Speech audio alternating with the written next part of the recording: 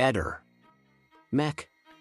Pallister. In un'indagine di natura prettamente indiziaria, è necessaria una valutazione unitaria e globale di tutti gli elementi emergenti.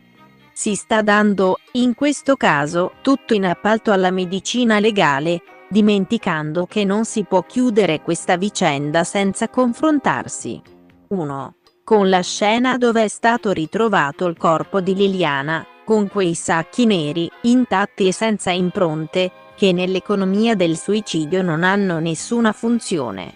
Diversamente, invece, se si dovesse accedere all'ipotesi dell'omicidio e dell'occultamento di cadavere, con quel cordino che la donna aveva al collo, definito lasso.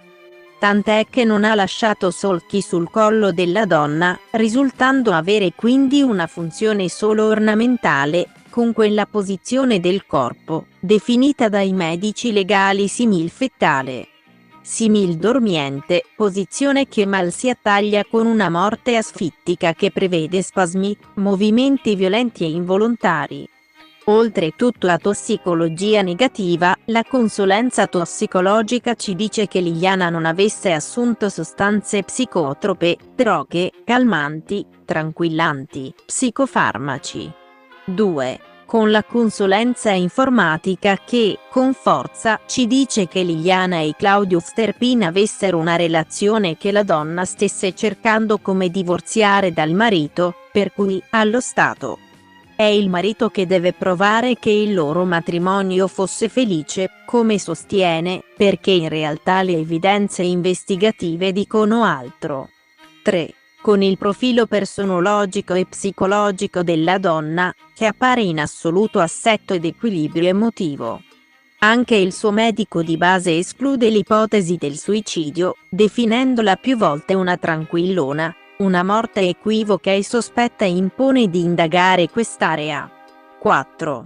Con le bugie del marito, le sue retromarce, i comportamenti anomali e sospetti. Il Visintin deve ancora rispondere ad interrogativi che urlano e chiedono una risposta, perché ha bloccato il numero di Claudio Sterpin prima di andare a sporgere denuncia di scomparsa? Il Visintin chiama i vicini di casa alle ore 21:45 del 14 dicembre per farsi accompagnare in questura a sporgere denuncia di scomparsa. Ma la consulenza informatica ci dirà che soli 2 minuti prima aveva bloccato il numero di Sterpin, alle ore 21:43. Perché nega con gli investigatori di avere in uso il magazzino di via Donadoni dove svolge la sua attività di arrotino, impedendo di fatto una verifica immediata di quel luogo? Il suo magazzino non è un posto qualunque, bisogna ricordare che il Visintin la mattina del 14 starà in quel magazzino per 3 ore, dalle 9:12 alle 12:10, cosa mai successa prima. Con il telefono spento, mai successo prima. Perché fa ritrovare i gomitoli di cordino in casa sua? Al proposito si ricorda che il Visintin viene sentito a City il giorno 9 marzo 2022 e in quell'occasione gli viene chiesto il consenso al prelievo di un campione biologico per la tipizzazione del suo DNA. Dopo soli 2 giorni troverà in un cassetto della cucina diversi gomitoli di cordino. Quel cassetto però, come emerge da annotazione della Polizia Giudiziaria di Trieste del 16 marzo, era stato precedentemente ispezionato dall'ispettore, che non aveva rilevato la presenza dei rotoli.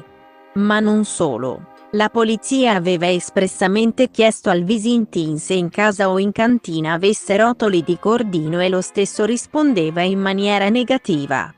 Perché quando Liliana scompare dirà ad un'amica di Liliana, che lo dirà a Sit, e alla polizia giudiziaria che Liliana aveva portato con sé i suoi effetti personali, portafoglio, carta di credito.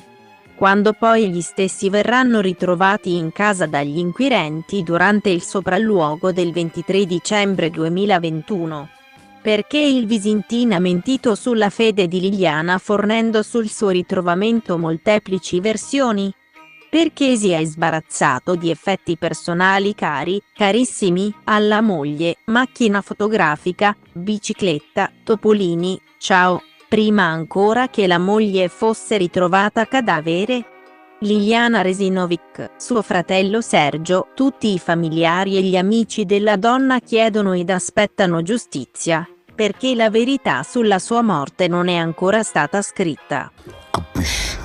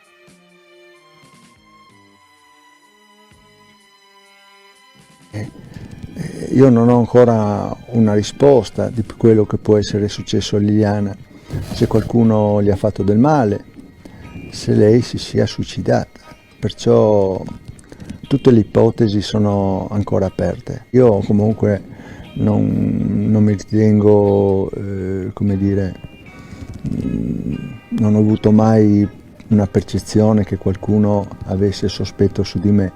C'erano persone che pensavano, dicevano ognuno le sue teorie, ognuno le sue cose. Io comunque da marito ho salutato quel giorno, il giorno 14, Liliana a casa dopo aver fatto la colazione.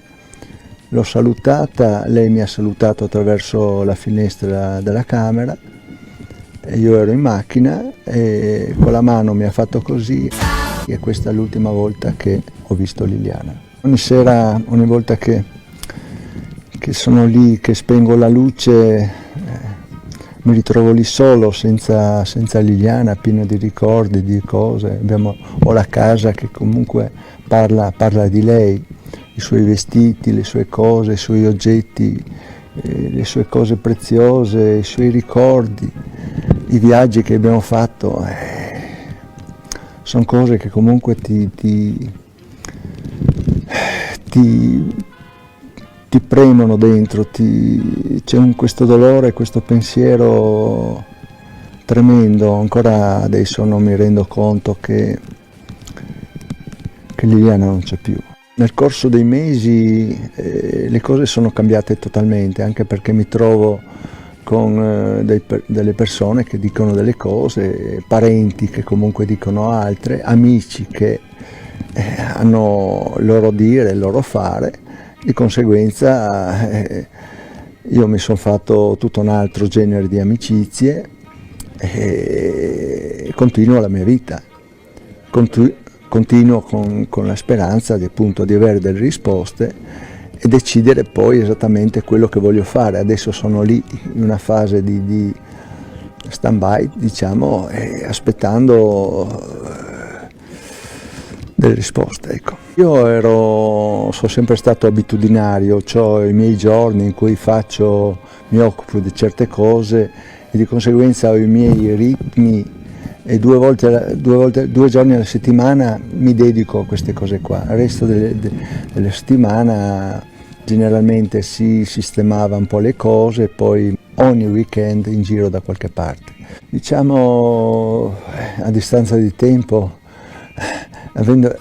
avendo diciamo, saputo poi nel tempo tutto quello che è successo, di quello che ci viene riferito dalla procura, da varie testimonianze. Se avessi saputo questo, certamente non sarei uscito di casa. Dove vado c'è gente che mi ferma, che mi saluta, siamo con te, mi scrivono 100 persone al giorno, mi fermano per strada, mi dicono siamo tutti con te, continua, lotta, vedrai che la verità verrà fuori. Ehi, non dimenticare di iscriverti a questo canale.